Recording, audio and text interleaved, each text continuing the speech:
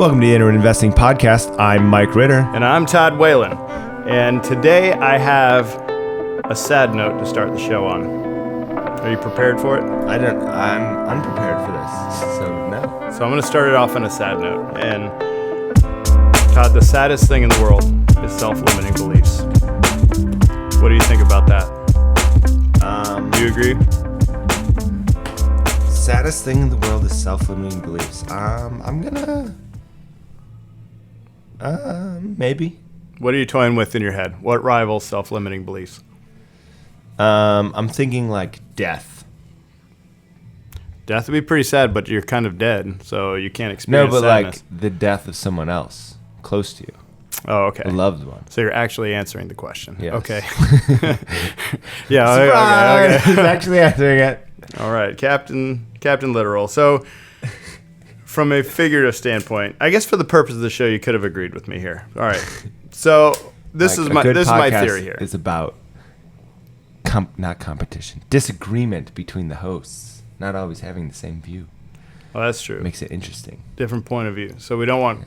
Are you saying that we're not just an echo chamber of agreement? We are we're on fire today. All right, so I promised we would get straight to the topic today since we rambled so much on the last one. So today's show is all about self-limiting beliefs and how they hinder us from achieving the successes that we want. So what are self-limiting beliefs? They're beliefs that we act out through habits and actions about ourselves or others, which inhibit our success or our progress. So if we're talking about one of the big four today, or the big four in our lives, we talk about the inward investing big four. That's relationships, that's goals, that's health, and environment. So those are the biggest four influencers of our life. And so if I were to talk about self-limiting beliefs, I'd say that kind of filters into all four. But in my eyes, that's mostly in relationships and goals. If we were to have a Venn diagram, I think it would overlap into those the most. I think the way we think about ourselves and others really influence our actions.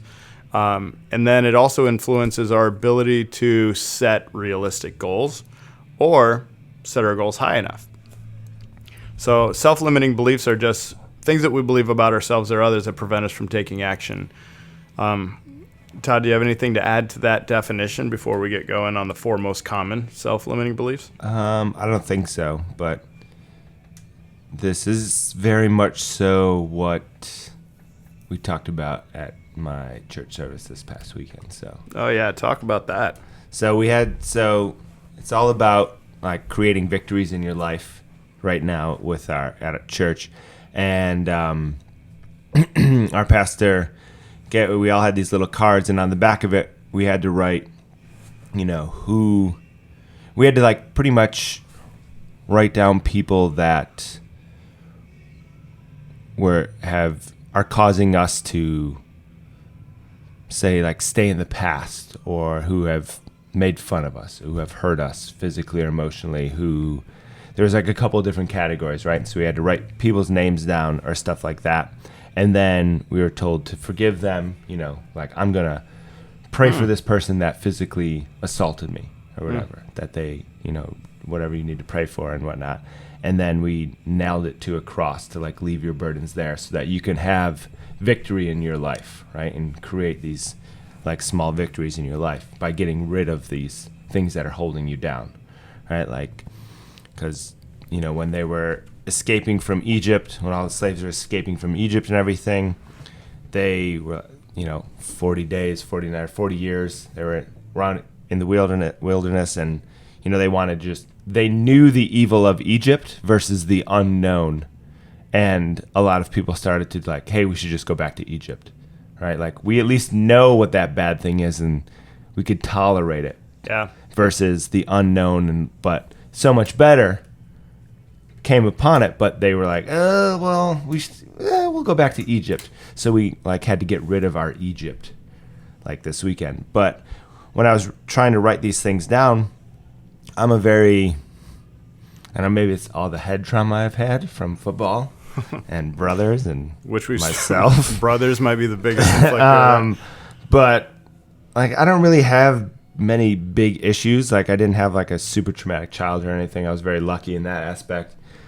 But like, I was trying to think of people who have like done harm or that I like have a grudge against and stuff like that. And the only thing I wrote down on my card for every category was myself, my brain, myself, my brain, myself, like for all the different categories. So it's very just like self-limiting factors is very much so a big part of me. So side note, sorry. Wow. Yeah, it's very difficult to know that unless you actually go through an exercise. Like unless you sit down and allocate time to analyze your own behaviors, which it's very easy for us to blame others, whether it's any external factor. It could be a person or climate or social climate, finances. But investigating yourself might be the one of the most painful things to do. It's almost like you have to like inwardly invest. Yes. Oh Like, my God. Someone filled out their connection card. That is awesome. We should probably trademark inward investing. We Like, should. It's like investing inward. I think you get the most out of it. Plus, when you blame yourself, I heard this once and it really stuck. In all situations, if you blame yourself first for the outcome, then you have basically taken control of that situation. And whether or not a situation went awry because of you, it may or may not be entirely true, but just the act of taking full responsibility allows you to troubleshoot all of the factors which were in your control, determine a better way of doing things, and maybe tie up some loose ends in your own habits and actions and move forward. Because otherwise, if you just blame other people, you've usually skipped that process entirely.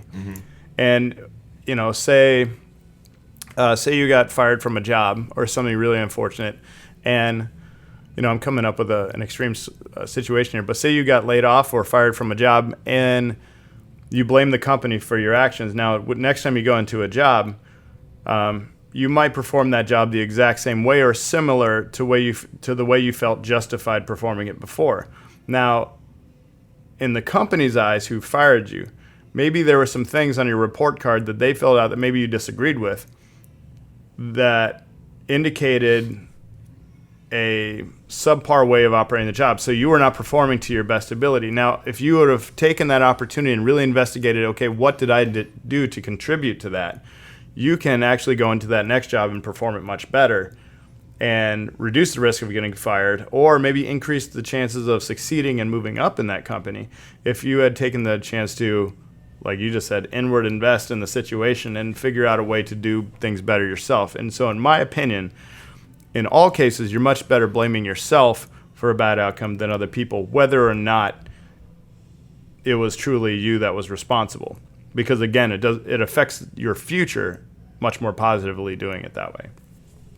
So I did say this incorrectly before, that this is not the four most common self-limiting beliefs we're going over, the four most common justifications for self-limiting beliefs. So, and like Mike Ash said in episode 25, that we're rarely the villain in our own story.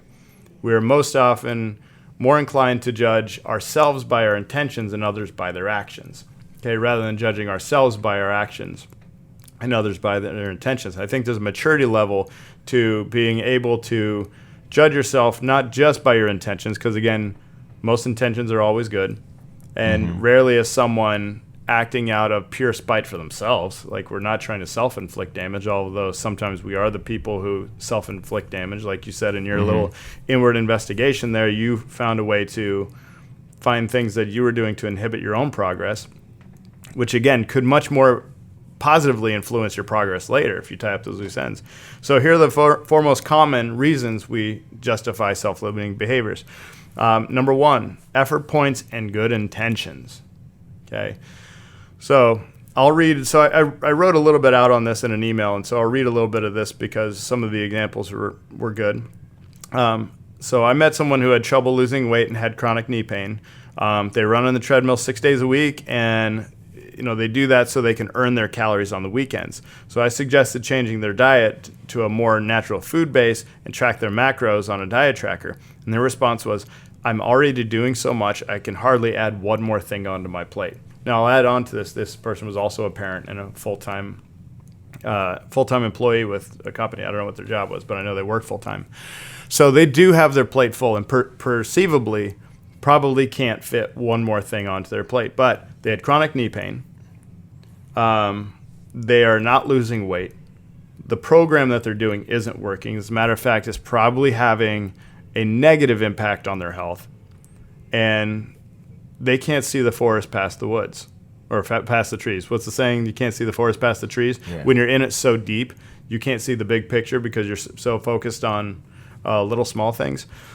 And this person had clearly put their intentions and their effort points, so to speak, far ahead of the actual outcome of their actions. And they weren't able to actually evaluate what they're doing. And sometimes taking a different course of action doesn't mean that you're adding one more thing to your plate.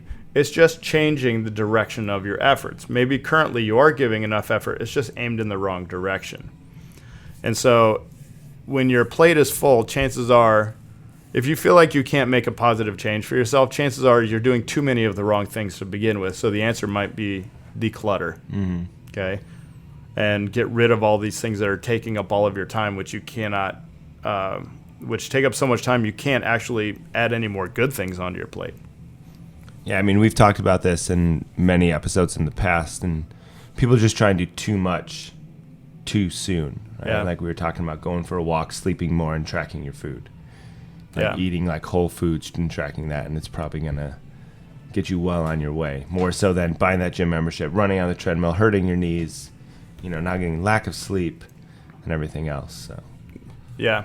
When you're too busy to do nothing, which is sleep, there's a huge problem. Like if you can't do nothing for a little bit of time for the betterment of your life, then obviously you're the president.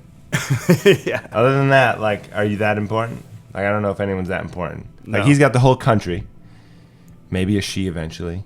So if you're listening to this in the future, maybe it's a female president. Ooh. So for all you time travelers out there. We just made our podcast timeless. But yeah, so like they're in charge of a country, and I'm sure there's times where he's had a long day and going to bed, and all of a sudden, this country just bombed this country. I think you should probably be alert. Like, okay, like, yeah, you're not going to get enough sleep because you're the president of the United States. Otherwise, sleep. Which leads us into our second most common justification for self-limiting beliefs, and that is perceived obligations. Okay, I think, in my mind, mothers and fathers are probably the most common culprits of this justification. So, oftentimes we stretch ourselves so thin to please others, assuming that's what we're doing. What we're doing is expected of us, assuming that what we're doing is pleasing others. So, as an example, one of my clients stays up really late till like 2 a.m. doing work so that he can make enough money to support his family, so that he can please his bosses, so that way he can do an excellent job. But, he said his justification for staying up late is that he just can't finish it until it's done. He feels like he has a perceived obligation to get this work done. The problem is that he's constantly tired during the day due to lack of sleep, and so his actual productivity during the day keeps dwindling, meaning he has more work left over at the end of the day, and it keeps becoming more insurmountable rather than backtracking, taking some sleep, and being more productive during the day.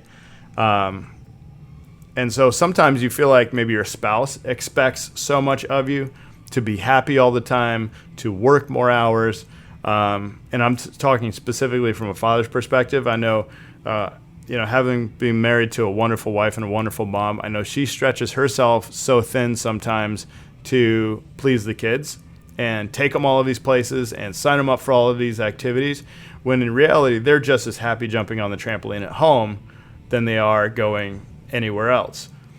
They just like playing. And so sometimes when you push yourself so hard to please other people, you create these perceived requirements that other people have of you, when in reality, if you were to sit down and actually ask them, they really don't. And so I think from a personal trainer's perspective and a coach, this could go for nutrition coaches, life coaches, business owners. I know that I feel the obligation to answer texts be there 24/7 for my clients, be at the gym on off hours. I feel these perceived obligations. And after I burnt out doing that for years, just, trying to be there for my clients like a 24/7 call center, after I pulled back and actually put some boundaries up and, told my clients, hey, like, I can answer your questions during business hours. These are the business hours. If you have a long question, don't text me, send me an email, a bulleted email, and I'll respond to you within 24 hours. I had absolutely no kickback on that. Absolutely zero kickback. Everybody thought that was a great idea. As a matter of fact, they were surprised I was even answering them. I had a really big eye-opening experience once I actually put up those boundaries. Almost like my clients were saying, I'm surprised you didn't tell me this before.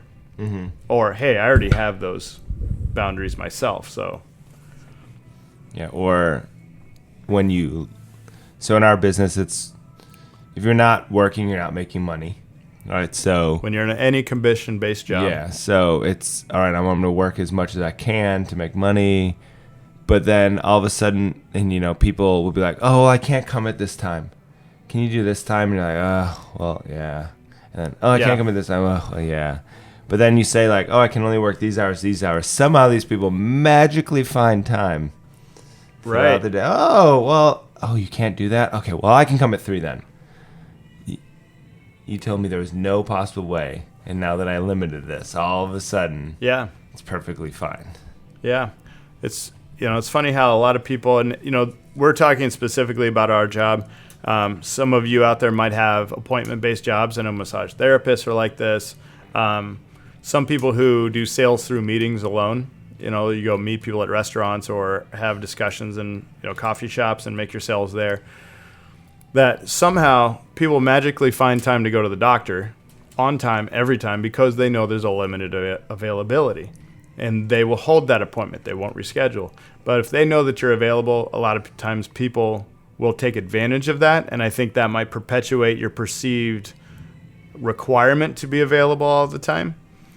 But I found more often than not, when you put up boundaries, people respect those boundaries, even if it's a little tough at first. So boundaries, I think, would be the biggest answer to the perceived obligation. A good environment surrounding you is good, like good environment and communication. Yeah, big time. Having a good social environment, having good social support, and you could even say like your environment as far as your information. Follow people who are really good at time management, and then all of a sudden you do become better at time management. I wouldn't, if you're a mom and you have trouble with time management or this perceived obligation thing, don't read mom blogs. Read people who are really good at time management in business, or people who are experts in that situation. I know Dale Carnegie and John Maxwell are really good with leadership and perspective. Tim Ferriss has a lot of really good information on time management and how to manage other people's expectations of you. And those are 3 that come to mind. Number 3, the third most common justification for self-limiting behaviors is letting your past dictate who you can become. Now, this one is as deep as the earth, man. You have some deep-rooted beliefs inside of some people where they have already told themselves who they are and who they can become based on their history. Okay, so maybe you have a history of divorce in your family. A lot of people believe that they are going to get divorced. They believe that because they've had a string of bad relationships in their lives, that they are destined to have bad relationships. Or maybe you scored really poorly on the IQ test when you were a kid, which I have my own opinions about the IQ test. That's a pretty limited view on someone's intelligence. But because of the things that we're told when we were kids, they come to believe them as adults and believe that their path in life has already been etched in stone. And a couple of these is like, I came up with 2 different divisions of this, and you can add to this. I know that you might have a couple things to expand on these ideas, but one is a subordinate mindset. People believe that they're a subordinate in life. They're too dumb, broke, and unathletic. And these thoughts limit self-confidence and will prevent us from taking chances in areas where we are uncomfortable or believe that we don't belong. I am not a jock. I am not athletic. Therefore, I can't participate in sports, or I don't belong in that weight room. Look at those those big meatheads. There's no way I can go in there and survive in meaning the gym or a playing field.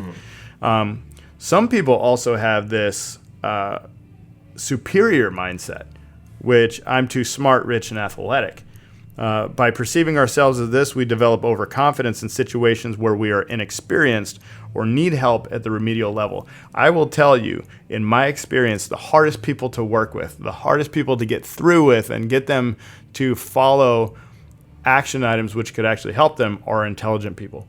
People that are Ivy League educated. I can't say that it's one industry over another, but people that are smart are sometimes the most difficult people to work with, because they believe that they're smart enough to figure it out on their own. And I'm talking about in the areas that we work in, which is weightlifting, nutrition, stress management, health management. We are in a place where people are generally uneducated. We don't have a lot of education at the elementary school, middle school, or high school level. College really doesn't teach this stuff. Yet, some of these people have been to some of the best colleges, that our country has to offer, some of the best in the world. But if you develop this mindset that you are that smart, regardless of the circumstance, you're just an intelligent person. Sometimes it's difficult for that person to become humble enough to learn at an elementary or remedial level in something they're inexperienced in. Mm-hmm. So there's two components to that. I feel like, some people, because they're broke their whole life, they just never imagine themselves being wealthy. People who are wealthy never imagine themselves being poor. It's like they attach their identity to it. And so when it comes time to reduce spending habits, if you've always been wealthy, it's very difficult for someone to do because they believe, I am this. Mm-hmm. I am a wealthy person. I don't belong in a lower class neighborhood. Or I'm, the Beverly Hillbilly story. I don't belong in the wealthy neighborhood. I wouldn't get along with those people. They don't understand me. I don't understand them. You've let your past dictate everything you can become. And I see that happening in the weight room and in the gym. Mm-hmm. And that starts from a young age a lot of times, too. Yeah. Right? Like parents doing it to their children. It was funny. We were just watching a comedian, Ashley and I. And she was talking about how her dad always called her a princess growing up and everything like that. She goes, it doesn't work like that in the real world. I went out and, they're not treating me like a princess. And she's like, what? I had to suck it up and realize that, I'm not a princess. People aren't kissing my feet or, taking care of me and everything. That's what she said when she went to college. Because her dad was, you're my princess, and then she went to college and it was like, whoosh, smacked her right in the face. Big dose of reality. Yeah, exactly. So how you raise your kids saying things like, Ashley, my wife, just posted something on Facebook that she shared. I think you reshared it, I think. About women's body image? A woman, yeah. Don't ever tell your daughter that she's pretty or overweight, or don't ever tell her that you're on a diet or anything like that. Just tell her, oh, you look really healthy today. Yeah, rather than saying you look so skinny. Yeah, or something like that. And then it was, just a lot of very good points around not saying very specific things about you're pretty or you're fat or you're skinny or you're ugly or you're athletic or just more you're healthy, you're smart, things like that. It just starts at a young age, right? And what you believe in. You hear how many athletes that have come from broken homes, poor neighborhoods, everything like that. They could play the mindset of, I'm too poor to be, make all this money, or I'm too this or too that. But they work hard and now they're millionaires, getting out of that neighborhood, buying houses for their parents. The Rock is a very good example. He was sleeping in his car with $17 or something. Yeah. He's got this story. And now he just bought his mom a house this Christmas, another house. Yeah, Work Done is another good example. Guy who, he started his own charity, which helps buy houses for single mothers. It's incredible. I don't know how many houses he's bought, but it's close to hundreds or thousands of houses for, people who are in desperate need of it. And so these are all, Work Done came out of humble beginnings. He had his mom was a police officer that was killed when he was younger, lived in Baton Rouge. And you also have, on the flip side, athletes who blow it. Athletes who grow up with nothing, but because they're so athletic and they're told they're so athletic, they don't have a realistic view of where they really are in life. And I think that both of these thought processes, the subordinate mindset and the superior mindset, robs you of an opportunity to be honest with yourself, learn wherever you are in life, learn from that point, and actually gain ground.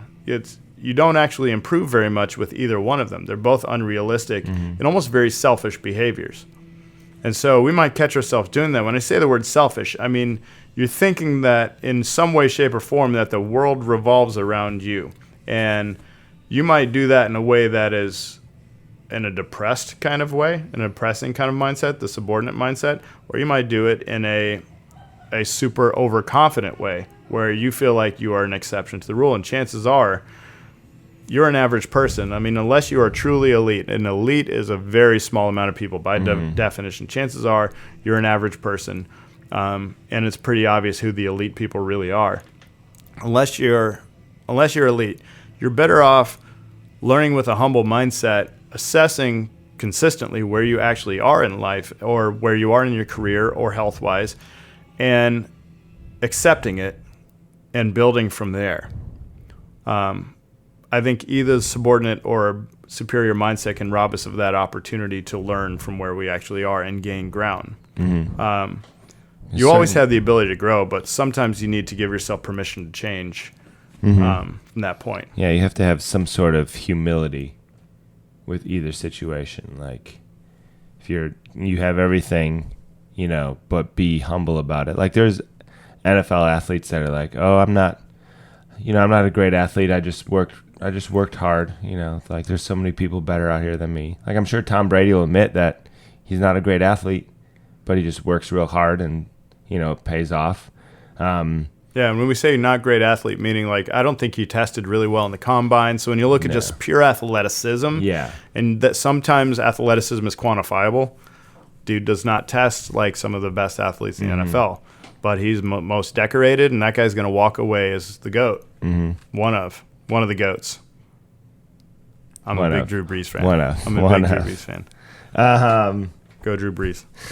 Go say it. Yeah, but also if you're in the victim mindset, right, where I'm too broke, I'm too unathletic and stuff like that, you kind of have to have a certain swag to go along with that one, so that you're not just in that, you're too humble, right? So you can still search for opportunities. Yeah. You can still be a little bit cocky, but keep that humility of knowing where you've come from. Yeah. Right? And the other place is have the humility to know where other people come from, but keep that, all that your blessings that you have coming. I only made $1 million. My parents only made $8 million this year. Oh, yeah, right. Like if Jeff Bezos ever has kids, the Amazon guy, my dad only made $3.6 billion this year. Ugh. Yeah, what a down year. Yeah. But if you understand the complete opposite, you can be more grateful for what you do have. Yeah. And I know a lot of people lose their fortune because they feel like they have earned it already, or they don't feel like they could lose it all. Just some people it just doesn't cross their mind. Athletes are kind of like that, where they make a bunch of money and they never imagine it all going away.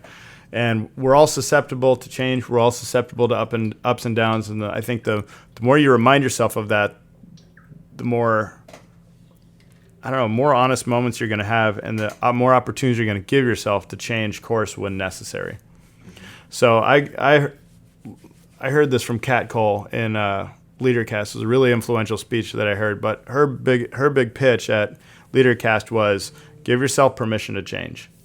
And she does this little exercise with herself called the Hotshot Principle, where say I don't care if you're in a business or you're at home, imagine that person you really look up to, your idol, the person that's really got it going on.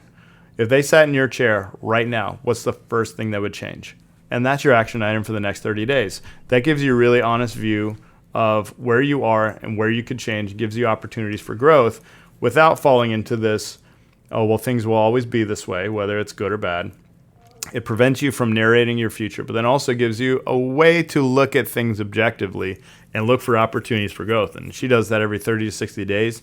I think if you could imagine that big dog in your industry, the one that you really look up to, you could imagine that hotshot sitting down at your desk, and some way, shape, or form, you know exactly what they would say about your action items in a day, the way you carry yourself, or how you're doing business, and be able to pick out that one thing and change it. It might be the harder part. But in my eyes, that's the way to beat number 3, the subordinate mindset, or the subordinate or superior mindset. But really what we're talking about is an inability to change because you've already narrated what your capacity is as a human being. So we want to avoid that at all costs. The 4th most common justification for self-limiting beliefs is the sunk cost fallacy. And the sunk cost fallacy it's kind of a popular term, and a lot of people I believe in business know this. I've interviewed a lot of my clients on this, and we've had conversations about the sunk cost fallacy. And I think people do this in a lot of different areas of their life. Some of it is relationships. Some of it is in actual finances and business. I believe some people actually do this in health and fitness. And that is the act of staying in a situation simply because of the time and money we've invested, regardless of whether or not it's going well. Simple example is that girlfriend you stayed with way too long and tried to work it out with, even though all the signs were there, or boyfriend. Relationship, husbands and wives, marriages.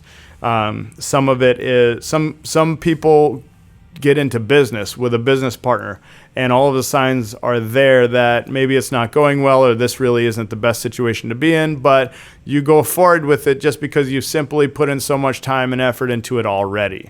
That's the sunk cost fallacy. But in reality, you don't really lose anything by stopping those situations in their tracks. So say I've invested $2,000 into something, whether or not I see it through, I will never get that $2,000 back. So if I leave now, I don't get the $2,000 back. If I go forward, and a lot of people have this, this fantasy that we're going to, make it work and put all the pieces together and turn the whole ship around. But when you can tell it's going bad, just by continuing to go forward, you make yourself more of a fool.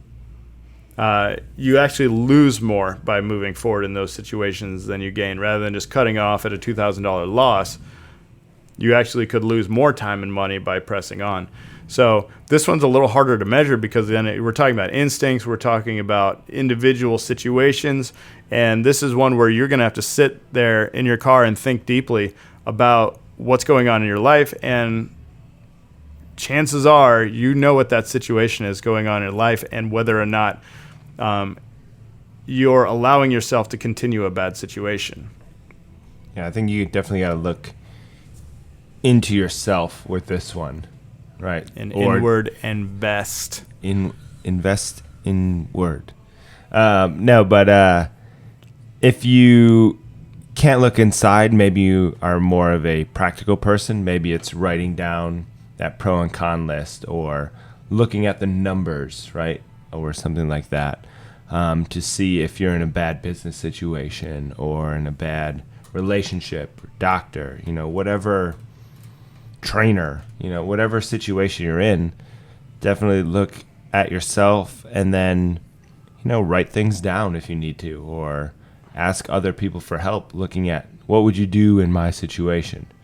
But get it with a complete, go to your friends that will give you a complete, honest answer, not the ones that will be like, oh, well, I think it's fine. Go to that friend that's like, oh, get out of that now. Or you need to just bite the bullet and stick with this. It's going to be great. Someone who's been in that situation. Reach out to a colleague or someone who's in the same situation as you, another business partner that doesn't even know you, and talk to them. I found most people are very willing to talk.